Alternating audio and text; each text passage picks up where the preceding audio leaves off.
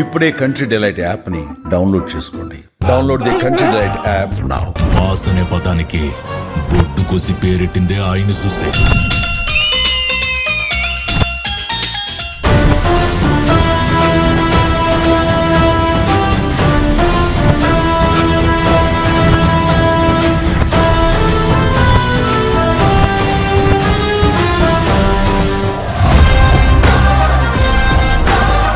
ఈరోజు మనతో పాటు ఉన్నారు మెగాస్టార్ చిరంజీవి అభిమాని నాగమహేష్ గారు.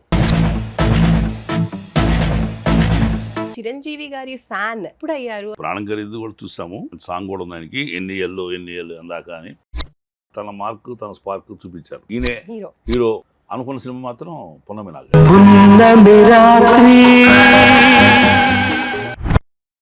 రియల్ ఎస్టేట్ నుంచి ఇటు ఎలా మళ్ళింది? అది 1985. నిర్మాతలు బయటికి పొమ్మన్న చిరంజీవి అని. మీరు గోండా సినిమాకి రన్నింగ్ లైన్లో యాక్షన్ సీన్స్ లో పాల్గొన్నారు కదా, దయచేసి అటు చేయమాకండి. మీకు ప్రమాదం జరిగితే మాత్రం ఎవరు తట్టుకోలేదు సార్. అలా గమ్యాన్ని టార్గెట్ చేసి చూసిన వాడు అవరాధాలు ఎన్ని వచ్చినా, అవమానాలు ఎన్ని జరిగినా మైండ్లో పెట్టుకున్నారైనా సాధించారు. అన్ని కూడా మనం నేర్చుకోవాల్సిన విషయం.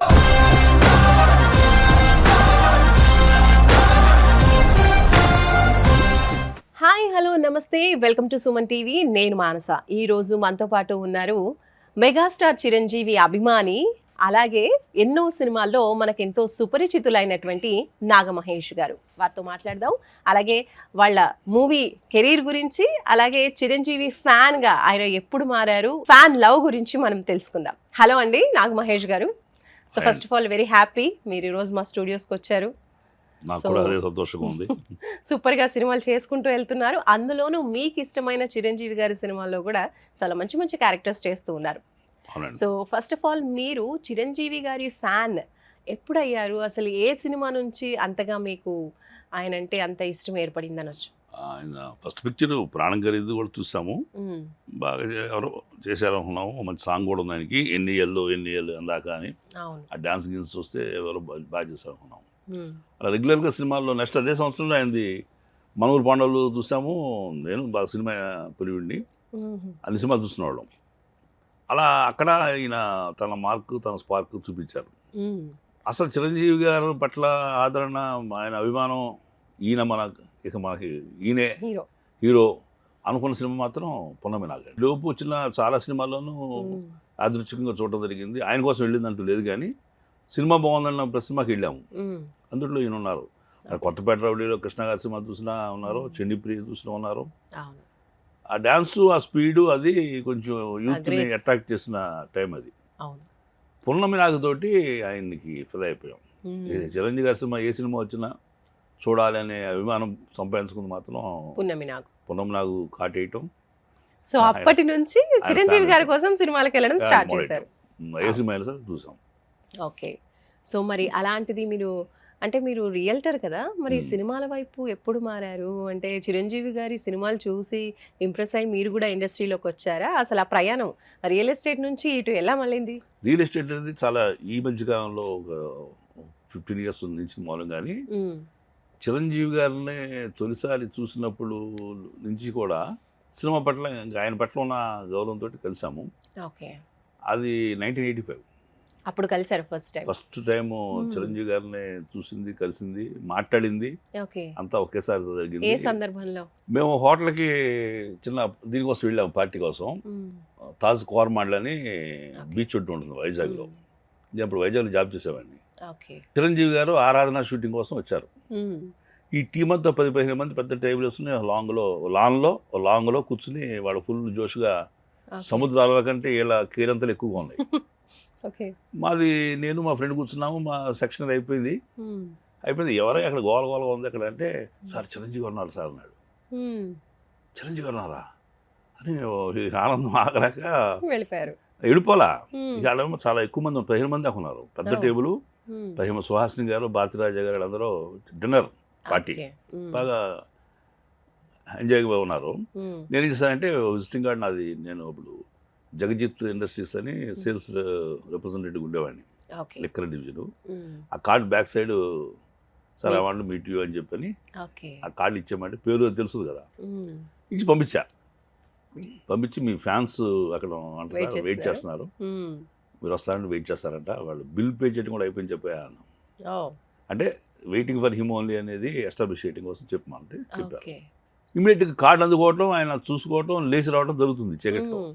రాత్రి 9 అవుతుంది అనేది. జనవరి 5th, May 1985 మ్మ్. మోస్ట్లీ. లేచి వస్తుంటే ఇక మాకు టెన్షన్ పెరిగింది. పెరిగిన తర్వాత దగ్గరికి వచ్చారు. మ్మ్. సార్ నమస్తే అని చెప్పి నేను వేసాము, ఐఎమ్ యువర్ ఫ్యాన్ సార్, నా పేరు మహేష్ అని చెప్పి పని తీసుకున్నాను. మ్మ్. చేసుకుని sir want to talk with you, want tell you one thing sir అన్న. ఓకే. ఇది చెప్పండి అన్నాడు. మేము మీ cinema first day morning show చూడడం కానీ sir, first show or second show చూస్తాము, మ్మ్. కానీ ఈ మధ్య రీసెంట్గా మీరు వార్త పెట్టి మమ్మల్ని కవర్ పెట్టింది, ఏ వార్త అండి అన్నాడు. నిర్మాతలు బయటకు పొమ్మన్న చిరంజీవి అని జ్యోతిచిత్రాలో చదివి షాక్ అయ్యాను సార్, మీరు అటు బిహేవ్ చేయరు కదా అనుకున్నాము. మ్మ్. చూస్తే వివరంలోకి వెళ్తే మ్మ్. మీరు చేస్తున్న రిస్క్ షాట్ని చూసి మ్మ్. రాజలక్ష్మి మిద్దె రామారావు గారు టెన్షన్ పడతామంటే, మ్మ్. మీరు టెన్షన్ పడద్దు బయటికి వెళ్ళిపోండి అని చెప్పి మీరు లొకేషన్ ఇచ్చి బయట పంపించారంట.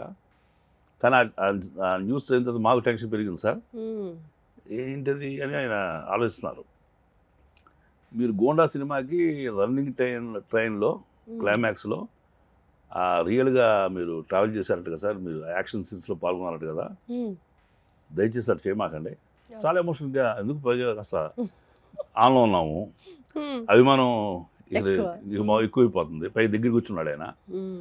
ఈ మనసులో చెప్పాల్సిన మాటలని బడబడ చెప్పేశారు. చెప్పేశాం. మ్మ్. నేనే చాలా ఎమోషనల్ చెప్పా, సార్ మీరు మిమ్మల్ని నేను మా ఇంట్లో మా పెద్దనే అనుకుంటా, మ్మ్. అట్లా మీరు లక్షలాది మంది తమ్ముళ్ళు ఉన్నారు, అవును. మీకు ప్రమాదం జరిగితే మాత్రం ఎవరు తట్టుకోలేదు సార్. మ్మ్. అప్పుడు జస్ట్ వీక్ డేస్ బ్యాకే రాజేంద్ర ప్రసాద్ గారికి, నూతన్ ప్రసాద్ గారికి కార్ యాక్సిడెంట్ అయింది. ఓకే. ఈ డైలాగ్ చెప్పే ఆ టైంకి ఒక వారం 10 రోజుల ముందు. ఇప్పుడు చూడండి, still they are in the hospital. Hmm. వాళ్ళ పరిస్థితి ఏంటో, నడుస్తారో నడవలేరో బతుకుతారో కూడా చెప్పలేని పరిస్థితులు ఉన్నారు.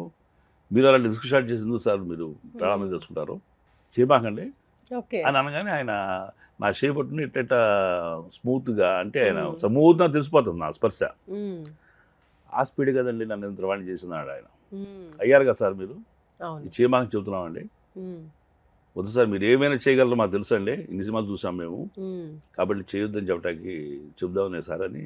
ఓకే. మీరు ఏం చేస్తుంటారో అని అడిగారు. నేను సేల్స్ రిప్రజెంటేటివ్ అండి, ఇట్లా వెరీ గుడ్ అని చెప్పని.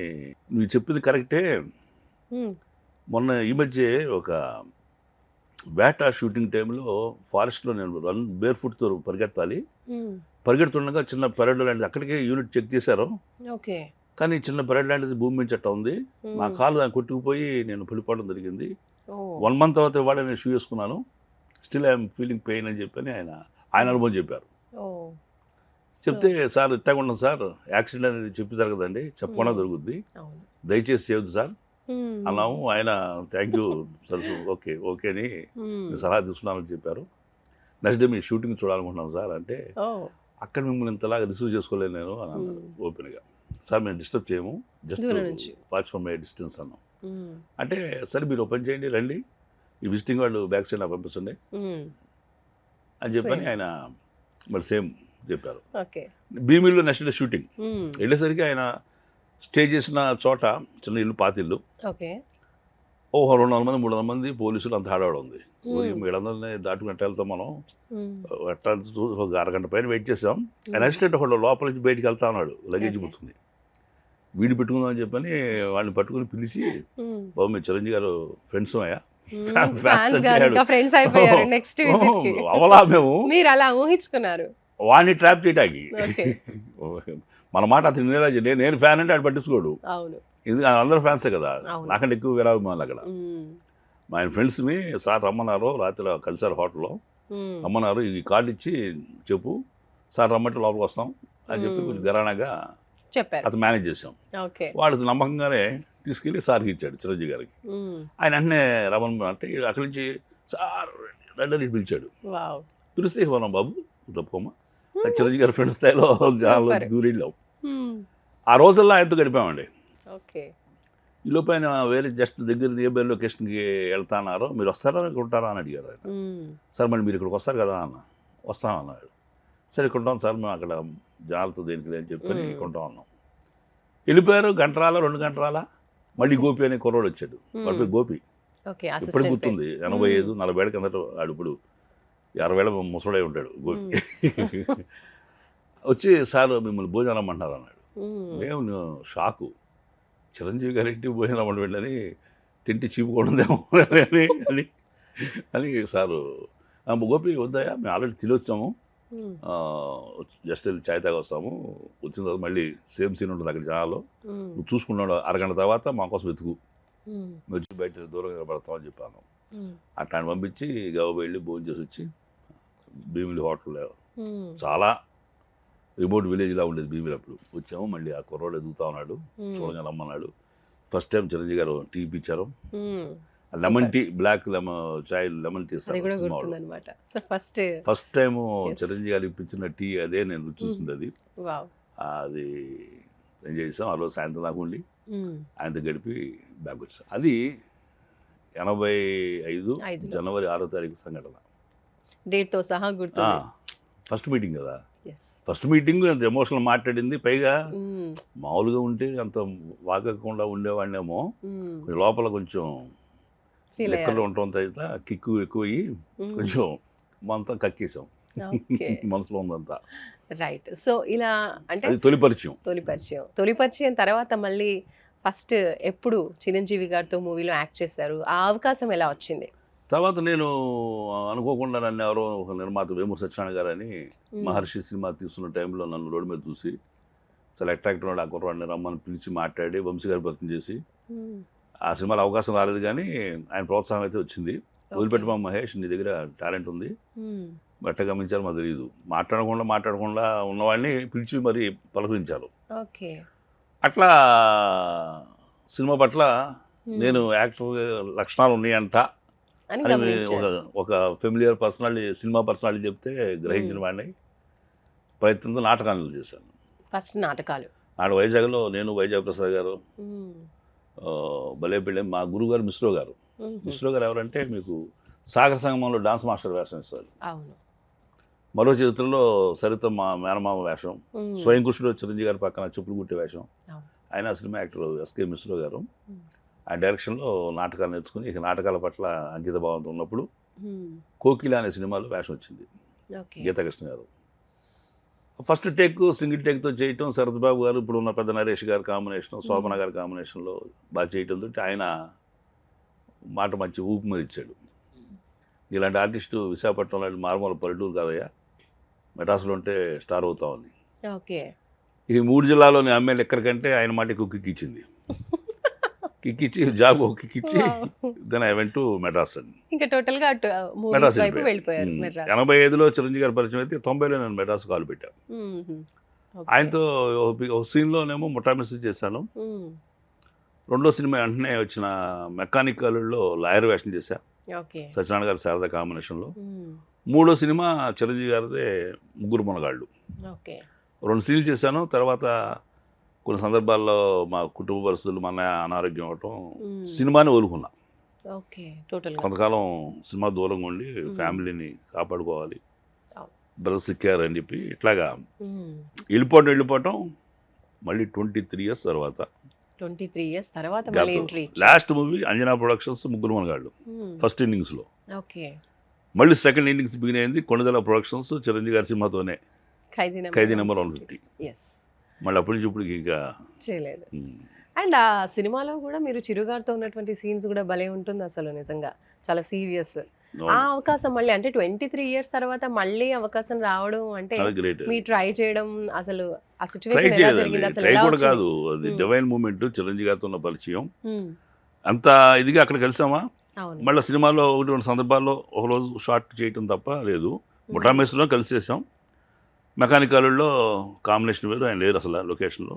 థర్డ్ ముగ్గురు మనగాళ్ళలో ఒక సీన్లో నా భుజాల మీద చేతులు వేసుకుని నేను ఈ ఫ్లాష్ బ్యాక్ చెప్పా ఆయనకి అనుపోనాలో.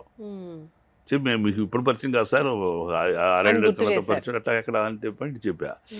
మీరేనా, అది ఒక పిక్చర్ గురించి మీతో మాట్లాడానని అన్న. ఏ సినిమా అన్నాడు. ఏ సినిమా అని అడిగారు కామన్గా. గోండా అన్న. క్లైమాక్సా? అవును సార్. క్లైమాక్సా? మీరా అంటే ఆ మాట ఆయన గుండెలు ఉండిపోయింది. ఒక అంత ఆయన గురించి అంత ఎమోషనల్గా ఫీల్ అయ్యి మాట్లాడేస్తాం కదా. ఎస్. ఎవరు అభిమాని చాలా ఘాటుగా చెప్పాడు నాకు, చేయొద్దు, రిస్క్ చేయొద్దని. అందుకే ఇంటిదే చెప్పాను, మీరు మా ఇంట్లో సొంత అన్న ఇలాంటి వాళ్ళు సార్, మా పెద్దన్న ఇలాంటి వాళ్ళు, అట్లా లక్షలాది మంది మీకు ఉన్నారు, వాళ్ళందరూ అట్టగే ఫీల్ అవుతారు, చేయమాకండి అని వాళ్ళకి ఇచ్చాం కదా. అది బాగా నాటుకుంది ఆయనకి. అప్పుడు నన్ను హైట్ ఉన్నారు, మేము బ్యాక్ ఉండమన్న ఆయన ఈ డైలాగ్ చెప్పగానే దగ్గర తీసుకుని మీరు ముందు ఉండని చెప్పి ఇట్టగా చేసాం. బట్ ఆ సినిమా లాస్ట్ అగైన్ మళ్ళీ ఆయనతోటే రీఎంట్రీ, ఆయన దయతోటి ఒక అద్భుతమైన వేషం. నేను చిన్నగా ఆయనతో ఒక షార్ట్లో కనిపించిన చాలు అనుకుని అడిగారు, యాక్టర్ అవ్వాలని ఇది కూడా లేదు, నీకు రియల్ ఎస్టేట్ బిజినెస్లో అప్పుడున్నా, ఇది 2016 టైంలో బిజినెస్లో ఉన్నా. ఆయనతో పరిచయంతో చిన్న వేషం నాన్నయ్య మీ పక్కన షార్ట్లో కనిపించిన చాలు, ఫ్రేమ్ కట్టించుకుంటా అంటే ఆయన లైఫ్ మార్చి వేషం ఇచ్చారు. సూపర్. మళ్ళీ తిరిగి చూసుకోకుండా సినిమాకి సినిమా. నెక్స్ట్ ఇమీడియట్గా ఆ సినిమా చూస్తే ఖైదీ 150 చూస్తే సుకుమార్ గారు ఎవరు అతను భలే చేశాడు, కాన్ఫిడెంట్గా యాక్ట్ చేశాడు, పర్సనాలిటీ బాగుంది, పోలీస్ ఆఫీసర్ పిలిపించండి మన రంగస్థలం వాడదామని చెప్పని ఆయన రంగస్థలంలో పిలిపించి ఆఫీస్ పిలిపించి నాతో మాట్లాడిన తర్వాత ఒక చిన్న పోలీస్ ఇన్స్పెక్టర్ అనుకున్నాడు ఆయన కూడా సుకుమార్ గారు. మాట్లాడిన తర్వాత కొంచెం గౌరవం పెరిగింది. నా ట్రావెలింగ్, చిరంజీవి గారితో నాకు కాస్త పరిచయాలు, కొన్ని పరిచయాలు అవన్నీ కొంచెం ఆయనలో మార్పు తెచ్చినాయి. తెచ్చి సమంత ఫాదర్గా, తాగుబోతు తండ్రిగా ఒక అద్భుతం వేషం సుకుమార్ గారు ఆఫర్ చేశారు. సూపర్. అట్టా చాలా యాదృచ్ఛికంగా యాక్టర్ అయిపోయారు. అలా ఎన్ని సినిమాలు, సైరాలో కూడా చేశారు కదా. సైరా చేశానండి, చిరంజీవి గారితో సైరా చేశాను, గాడ్ ఫాదర్ చేశాను, బోడా శంకర్ మళ్ళీ అగైన్ కాంబినేషన్ చేశాను ఆయనతోటి. ఏ సినిమా వస్తున్నాయి, పిలుపులు వస్తాయి నాకు, రాకుండా పోవు. అయితే నేను నాకు డేట్స్ క్లాష్ అయ్యి వాళ్ళు అనుకున్న డేట్ నేను వేరే సినిమాకి ఎంగేజ్ అయ్యి ఉంటే మిస్ అవుతున్నా. విశ్వంబరం నాకు 10 రోజులు అడిగారు, ఫస్ట్ షెడ్యూల్లో అడిగారు. అదే టైం మధ్యలో 3 రోజులు మైసూరులోనేమో రామ్ చరణ్ గారి గేమ్ చేంజర్ వాళ్ళు మాట ఇచ్చారు, డేట్ ఇచ్చారు. తర్వాత ఒక వారం 10 రోజుల తర్వాత వీళ్ళు కాల్ చేశారు, యూవి క్రియేషన్స్, ఇది వీళ్ళతో నేను పనిచేస్తున్నా బ్యానర్లో. మహేష్ గారు సినిమా, ఇటు కొడుకు సినిమా, రెండు అవకాశాలు ఒకటేసారి వచ్చినాయి. అట్లా మిస్ అయ్యాను. అదే యూవి క్రియేషన్స్ వాళ్ళకి 2 రోజుల కోసం ఉంటే 5 రోజులు అడిగారు. భీమ్లా నాయక్, సుకుమార్, ఎవరో త్రివిక్రమ్ గారు గుర్తుపెట్టుకుని ఆ వేషానికి మీరు కావాల్సి వస్తారు, మీ నెంబర్ ఇవ్వండి మాకు అని చెప్పి అడిగి తీసుకున్నా ఆయన. కరెక్ట్గా నేను వేరే సినిమా 2 రోజుల మధ్యలో ఇచ్చుంటే ఈ 5 days అడిగారు. సరే టైం డేట్ ఇచ్చిన వాళ్ళకి వీళ్ళేమో వదిలిపెట్టలేము, మీరు భరణి గారు 2 నెలలు పెట్టింది మాకు దొరకటానికి, డేట్స్ దొరకటానికి, క్వశ్చన్ లేదు వదిలిపెట్టమన్నారు. అట్లా ఆర్టిస్టులు, క్యారెక్టర్ ఆర్టిస్టులు డిఫరెంట్ సినిమాలు చేస్తారండి. మెనీ మూవీస్ వీళ్ళు హీరో ఒకటే సినిమా చేస్తారు. సో వాళ్ళు అడిగిన టైం లేకపోతే తప్ప, అదర్వైజ్ నాకు బాలకృష్ణ గారి సినిమాలు కానీ, చిరంజీవి గారి సినిమాలు కానీ, ఏ పెద్ద నేను పనిచేసిన డైరెక్టర్స్ ఎవరు కూడా వదిలిపెట్టరు. అండ్ అలాగే నాగబాబు గారితో కూడా మీకు మంచి పరిచయం ఉంది. బాగా. ఎప్పటి నుంచి పరిచయం నాగబాబు గారితో? నాగబాబు గారు హీరోగా వర్క్ చేసిన సినిమా దాదర్ ఎక్స్ప్రెస్. కలిసి పనిచేశారా? ఆయన తరపు లాయర్గా దాదర్ ఎక్స్ప్రెస్ సినిమాలో మొన్న మధ్య కూడా చెప్పి ఆయనకి, దాదర్ ఎక్స్ప్రెస్లో ఫస్ట్ మెగా హీరోలో నాకు ఫస్ట్ పరిచయం అయింది నాగబాబు గారు. నాగబాబు గారితో దాదర్ ఎక్స్ప్రెస్లో ఆయన తరపు లాయర్గా చేశాను. 92లో ఉంటుంది, 92లో. ఆ తర్వాత వాళ్ళ అబ్బాయితోటి నేను గద్దలకొండ గణేష్ చేశాను. అండ్ చిరు గారిని యాజ్ ఎ హీరోగా చూశారు, అలాగే అంతకుముందు మనం చూసాం ప్రజారాజ్యం పార్టీలో పొలిటికల్ లీడర్. తర్వాత మున్ముందు ఇంకా ఎలా చూడాలనుకుంటున్నారు? యాజ్ ఏ ఫ్యాన్గా చిరంజీవి గారిని మీరు ఇంకా మున్ముందు ఏ విధంగా చూడాలనుకుంటున్నారు? అంటే నటుడిగా ఆయన ఇంకా గంభీరమైన పాత్రలో, పెద్ద పాత్రలో, అంటే ఇప్పుడు దీన్ని బట్టి కాకుండా ఈ యొక్క యంగ్ యూత్ క్యారెక్టర్స్ అన్ని మ్యాక్సిమం ఆయన చేసి చూసేసాం. ఇంకా కాస్త వెయిటేజ్ ఉన్న గాడ్ ఫాదర్లో వాళ్ళు చేసినట్టుగా ఒక అలాంటి క్యారెక్టర్స్, డిఫరెంట్ గెటప్స్ తోటి సపోర్టింగ్ యూత్ క్యారెక్టర్ చేయొచ్చు, డబుల్ రోల్ చేసి. అలాంటి క్యారెక్టర్స్లో ఏమైనా చిరంజీవి గారిని చూడాలనేది ఒక కోరిక ఉంది. అంటే డిఫరెంట్ యాక్టింగ్ చేయటానికి ఆయన 9 రోజుల్లో చేశారు, కానీ ఈ వయసులో ఆయన అనుభవంతో ఆ పాత్ర చేసి ఆ కంటి చూపుతోటి నడిపించే పాత్ర లాంటిది అయితే మరి జనాలకి. ఇప్పుడు ఆయన రెగ్యులర్ ఫార్మాట్ సినిమాలు చేస్తున్న టైంలో ఠాగూర్ చేశారు. అవును, అంత గంభీరంగా ఉండాలండి లెక్చరర్గా. అలాంటి టిపికల్ పాత్రలో అలాంటి వెరైటీ రోల్స్ ఆయన చేస్తే బాగుంటుంది అనేది నా అభిప్రాయం. సూపర్ అండి నిజంగా. అండ్ చిరంజీవి గారు అంటేనే ఆ ఈజ్, ఆ స్టెప్స్, ఆ టైమింగ్ అంతా కూడా అసలు మామూలు ఫ్యాన్స్ కాదు. మెయిన్లీ ఆయన డాన్స్కే ఎక్కువగా చాలా మంది ఫ్యాన్స్ ఉండేవాళ్ళు అండ్ అలాగే యాక్టింగ్కి కూడా. అయితే అప్పట్లో మీరు యంగ్ కాబట్టి అప్పుడు ఆయన డాన్సెస్ చూసినప్పుడు మీకు కూడా ఒక స్టెప్ వేయాలి అనిపించేదా? స్టెప్ వేయాలి కదా, బాడీ ఊగేది. ఒక స్టెప్ కాదు, బాడీ ఊగేది.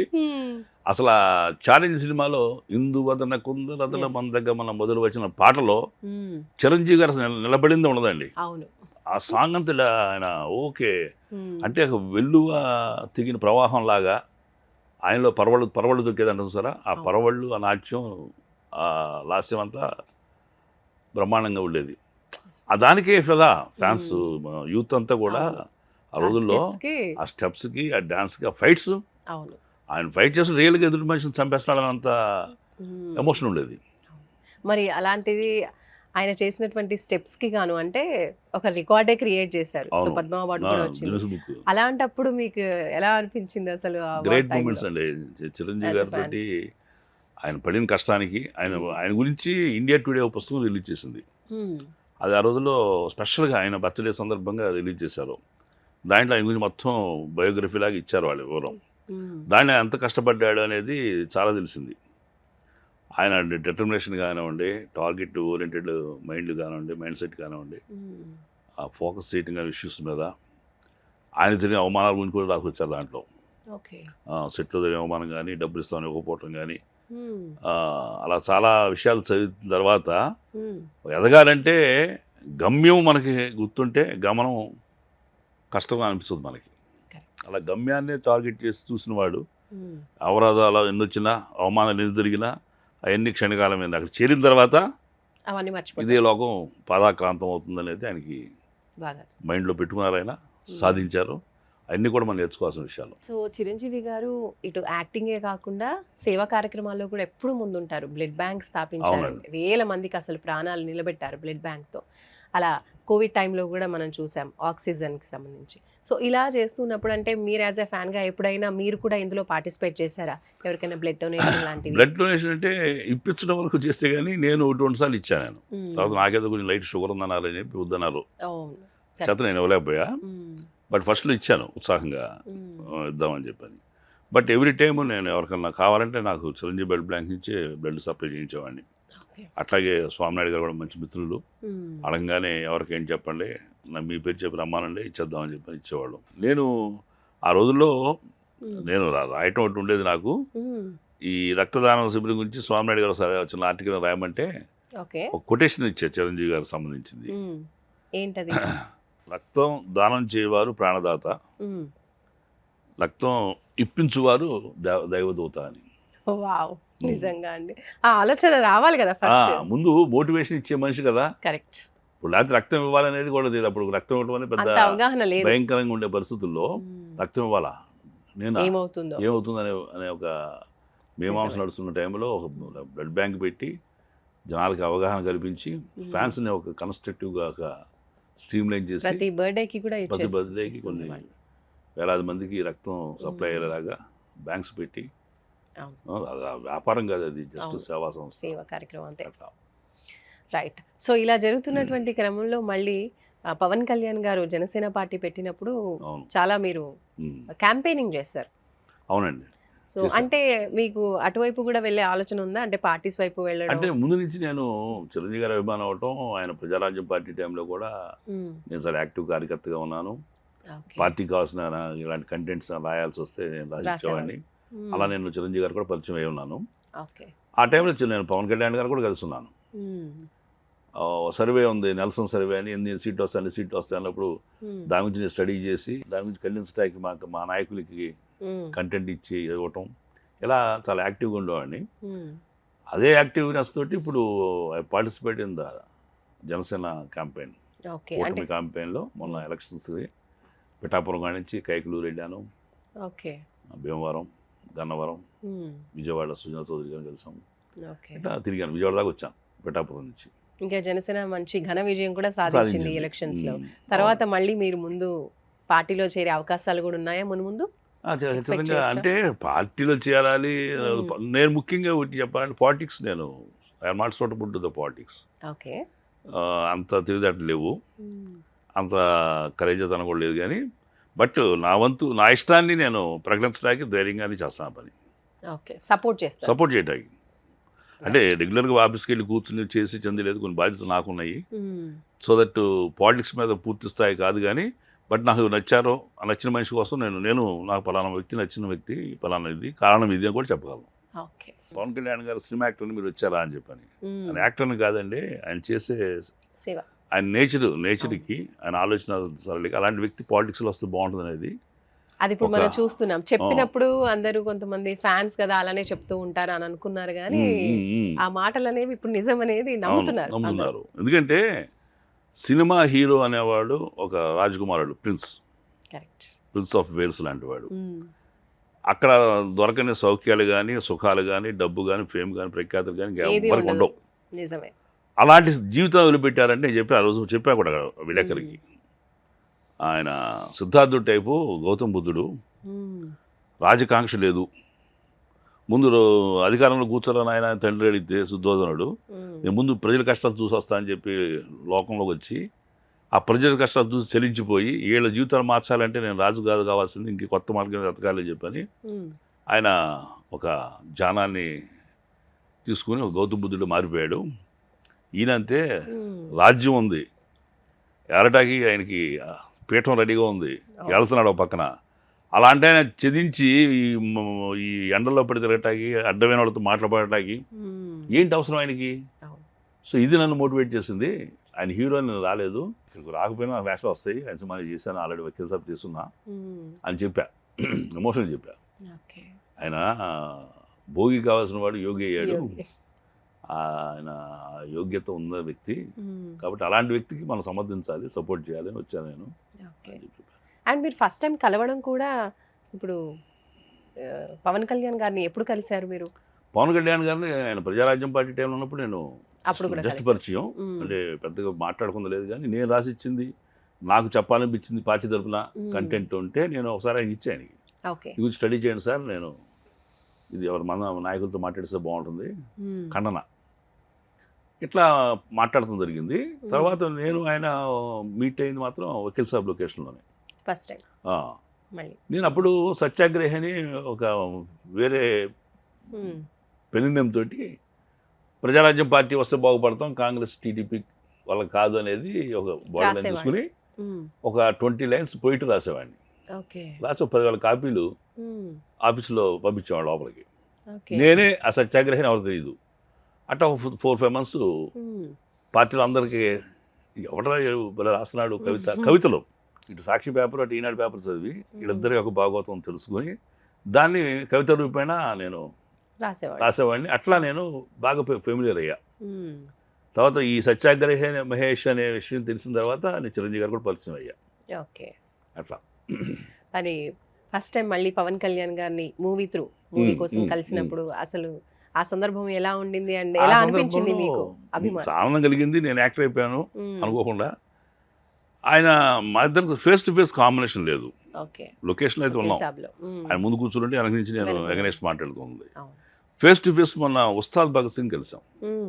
ఉస్తాద్ భగత్ సింగ్లో సీన్లో పార్టిసిపేట్ చేసినప్పుడు నేను నమస్తే సార్ నా పేరు నాగ మహేష్ అన్న, ఆయన నాకు తెలుసు అన్నట్టుగా భుజం కొట్టాడు, చిరునవ్వు నవ్వుతా అని నీ గురించి నాకు తెలుసు అనేది మాత్రం స్పష్టమైంది. అది ఎలక్షన్స్ ముందే, అప్పుడు ఇంకా ఎలక్షన్స్ జరగల. మళ్ళీ ఉస్తాద్ భగత్ సింగ్ డేట్ ఇస్తున్నారు, again I'm going to work with him. Super అండి. నాకు తెలిసి మెగా కాంపౌండ్ హీరోలు అందరితోనూ వర్క్ చేసినట్టున్నారు కదా? చేశాను. ఓకే, మెగా కాంపౌండ్ హీరోస్ అందరితోటి చేశాను, మంచి సినిమాలు చేశాను, హిట్ సినిమాలు చేశాను, అందరితోటి ఒక మంచి అనుభవం ఉంది. మెగా కాంపౌండ్ హీరోలు అందరిలో మీకు బాగా ఫేవరెట్ హీరో ఎవరు? 100% రామ్ చరణ్ గారు.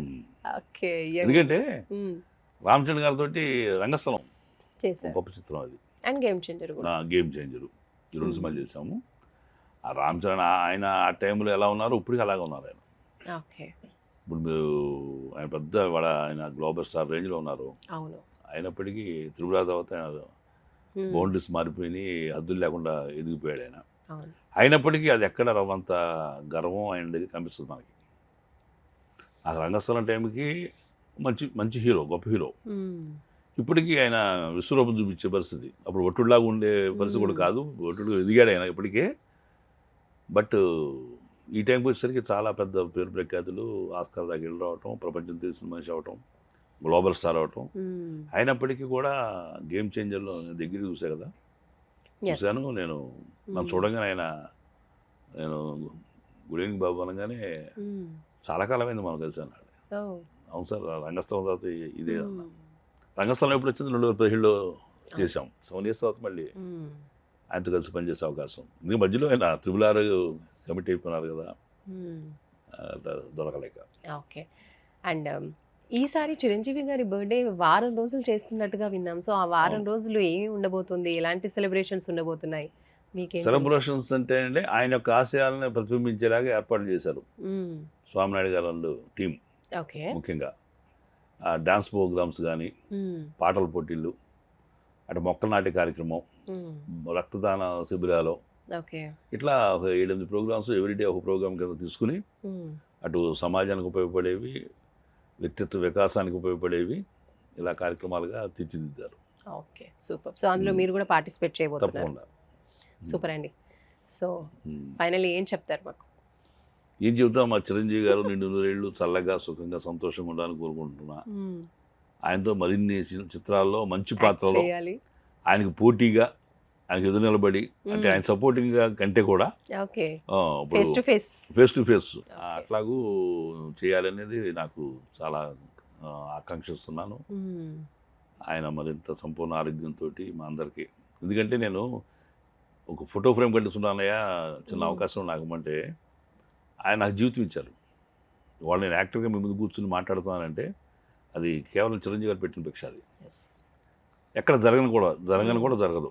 ఒక డివైన్ మూమెంట్ ఏదో రాసిపెట్టిన జీవితంలో యాక్టర్ అనేది, దానికి మానవ రూపేణ వచ్చిన దేవుడు చిరంజీవి గారు చెబుతా.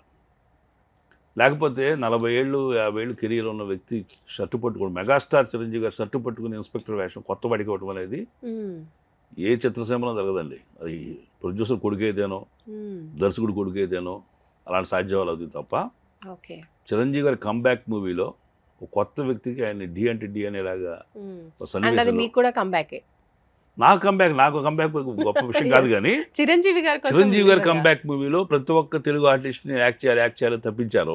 అందరూ దాంట్లో నాకు చిన్న పాత్ర రావటం కదా. అసలు ఆయన మొత్తం ప్రపంచం అంతా చిరంజీవి గారి ఫ్యాన్సే కాదు, అందరి ఫ్యాన్స్ ఎదురు చూశారు. ఎలా చేస్తా మళ్ళీ ఈయన, ఆ స్వింగ్ ఉంటుందా బాడీలో, ఇది ఉంటుందా ఉత్సాహం ఉల్లాసం, మళ్ళీ యాక్టర్ గారు ఈయన మారతారా లేదా, ఆ పాలిటిషియన్గానే ఉంటారా, ఈ రకమైన పరిస్థితుల్లో ఆ సినిమాలో సోలోగా కొత్త యాక్టర్కి ఆయన షర్టు పట్టుకుని మెడపెట్టి గేంటి అంత సన్నివేశం ఉన్నది, బలమైంది, చాలా కదిలించేది ఇది. ఎందుకంటే ఒక మంచి వ్యక్తికి ఎంత అవరోధం వచ్చింది, ఎంత అవమానపడ్డాడు, ఎంత భంగపడ్డాడు, బాధపడ్డాడు అనేది ఆ సీన్ ఒక ఎస్టాబ్లిష్మెంట్. ఆ సీన్ చూసే ఈ డూప్లికేట్ రియాక్ట్ అవుతాడు, పాజిటివ్ మారుతాడు. ఇంత కష్టపడ్డాడు ఆ వేషం నుండి, నేను ఆ గెటప్ నుండి మోసం చేస్తున్నాను అని చెప్పి అతను పరివర్తన రిపెంటెన్స్ వచ్చే సన్నివేశం. అది చాలా బలమైన సీన్. అది ఆయుపట్టు సన్నివేశం. 500 మంది 600 మంది జూనియర్ ఆర్టిస్టులు, ఒక 25 లక్షల బడ్జెట్ ఆ పూట. అది ఒక కొత్త వ్యక్తి మీద ట్రయల్స్ అనేది. మరి చిరంజీవి గారు ఇప్పటికీ నేను మీడియా ముఖంగా కూడా ఆయనకి అడగలేను, కానీ ఎదురుపడి అసలు ఎలా నన్ను నమ్మారో, ఇది యాక్ట్ చేస్తాడు అనేది ఎలా నమ్మారో, ఎలా అంత బలమైన సన్నివేశంలో పాల్గొనే అవకాశం నాకు ఇచ్చారనేది ఇప్పుడు నాకు అంతుపట్టని ప్రశ్న. అది జన్మదిన సందర్భంగా సుమన్ టీవీ ద్వారా చిరంజీవి గారికి నా కృతజ్ఞత తెలియజేస్తున్నా. ఆయన సంపూర్ణ ఆరోగ్యంతో అందరిని అలరించాలని, ఇంకా మరిన్ని గొప్ప సేవా కార్యక్రమాలు చేయాలని మనస్ఫూర్తిగా కోరుకుంటూ దైవాన్ని ప్రార్థిస్తున్నాం. థ్యాంక్ యూ సో మచ్ అండి. సో చూసారు కదండి, చిరంజీవి హార్డ్ కోర్ ఫ్యాన్, అలాగే మూవీ యాక్టర్ అయినటువంటి నాగ్ మహేష్ గారితో ఇవాళ స్పెషల్ ఇంటర్వ్యూ. చూస్తూనే ఉండండి సుమన్ టీవీ. నమస్తే. సుమన్ టీవీలో మీ పర్సనల్ అండ్ బిజినెస్ ప్రమోషన్స్ కోసం కింది నెంబర్కి కాంటాక్ట్ చేయండి.